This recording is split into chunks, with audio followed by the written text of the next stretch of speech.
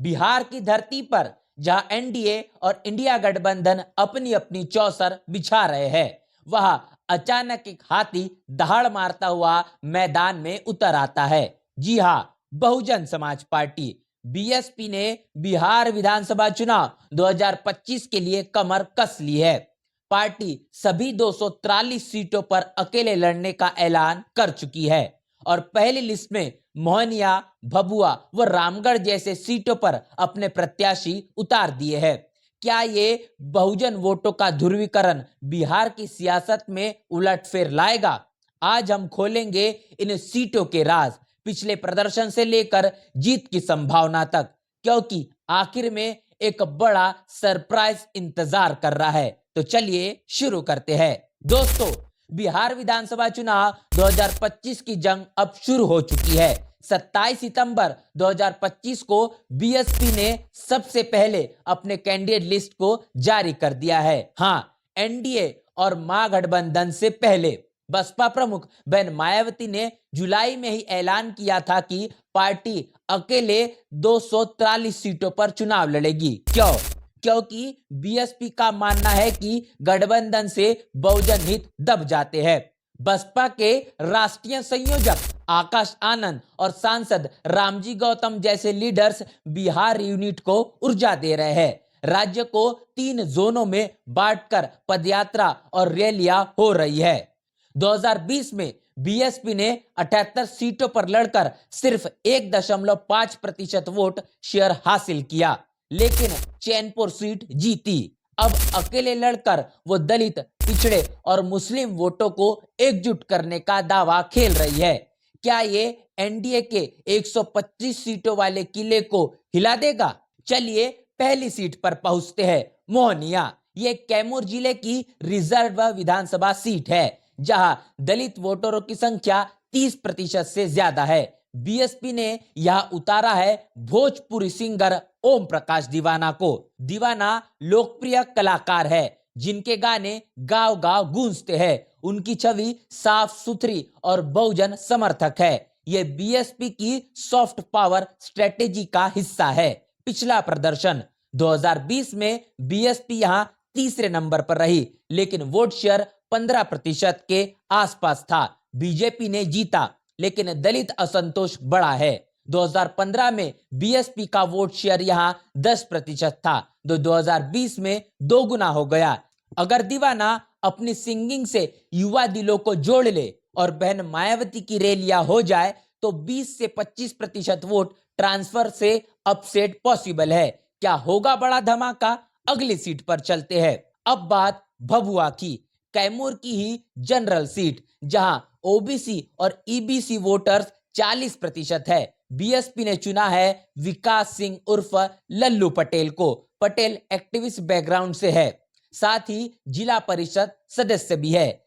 Local issues जैसे बेरोजगारी और सिंचाई पर मजबूत पकड़ है। ये चॉइस बीएसपी की बहुजन मॉडल को दिखाती है, सिर्फ दलित नहीं, सबको साथ। इतिहास गवाह है, 2020 में बीएसपी यहां चौथे नंबर पर रही, लेकिन वोट 8 से 10% थे। बीजेपी का दबदबा रहा, लेकिन 2000 के चुनाव में बीएसपी ने बिहार में 5 सीटें जीती थी। तब भभुआ जैसे सीटों पर बहुजन लहर थी। चुनाव आयोग डेटा से बीएसपी का स्टेट वाइड वोट शेयर 2000 में 5% था, जो अब 2% तक गिरा, लेकिन लोकल मोबिलाइजेशन से रिवाइव हो सकता है।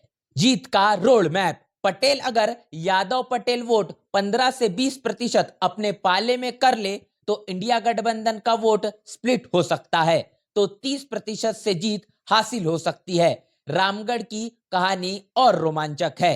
रामगढ़, यही तो सियासत का असली तड़का है। 2020 में आरजेडी के सुधाकर सिंह ने बीएसपी के अंबिका सिंह को सिर्फ 189 वोटों से हराया।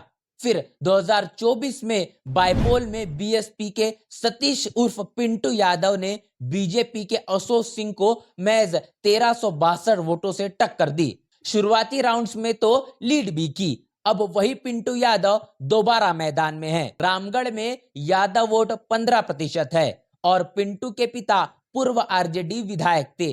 फैमिली कनेक्शन स्ट्रांग है। हिंदू रिपोर्ट्स के मुताबिक बीएसपी यहां रनर अप रही। वोट शेयर 28% तक पहुंचा। 2020 state wide BSP runner up सिर्फ 2 सीटों पर थी, लेकिन रामगढ़ में थर्ड पोजीशन से सीखा। जीत कैसे? अगर आरजेडी बीजेपी का फाइट स्प्लिट हो तो बीएसपी मुस्लिम दलित 35% को जोड़े तो 2025 में पहली जीत यही से होगी। अब नजर डालते हैं तीनों सीटों पर। तुलना से साफ हो जाएगा बीएसपी का प्लान। मोहनिया रिजर्व्ड, दीवाना की culture appeal. 2020 vote 15%, potential 15%। Bhabua OBC focus, Patel की एक्टिविज्म 10% से 20% jump possible. Ramgarh history of close fight, Pintu का लोकल कनेक्शन 28% से सीधे जीत। इलेक्शन कमीशन डेटा से बीएसपी की बिहार हिस्ट्री 2000 में 5 सीटें, 2010-2015 में 0, 2020 में 1, लेकिन 2024 बाइपोल में दिखाया कि लोकल स्ट्रेंथ से कमबैक हो सकता है। क्या ये सीटें बीएसपी को 5 से 10 सीटों का टारगेट देगी? तो बीएसपी जीत कैसे संभव? पहला, बहुजन एकता, दलित 16%, ओबीसी 51%, ईबीसी को टारगेट। दूसरा, अकेले लड़ना, गठबंधन से वोट लॉस नहीं। तीसरा, युवा अपील, जैसे दीवाना की सिंगिंग, पिंटू का फैमिली बैक।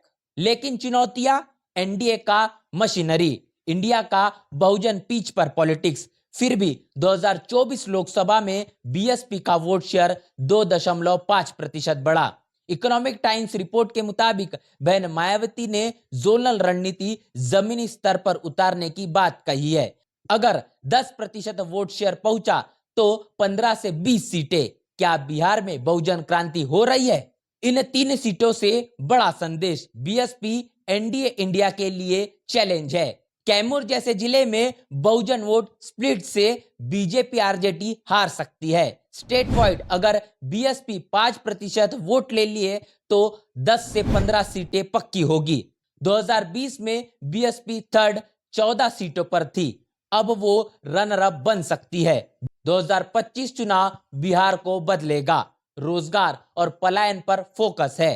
बीएसपी का दाव अगर चला तो बीएसपी की बड़ी वापसी होगी। तो दोस्तों, बीएसपी का ये दाव बिहार की सियासत में उलटफेर लाएगा या नहीं?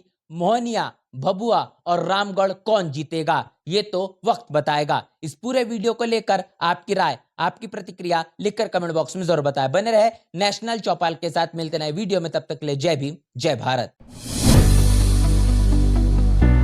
बहुजन समाज की हर खबर पाने के लिए चैनल को सब्सक्राइब करें, लाइक करें, शेयर करें।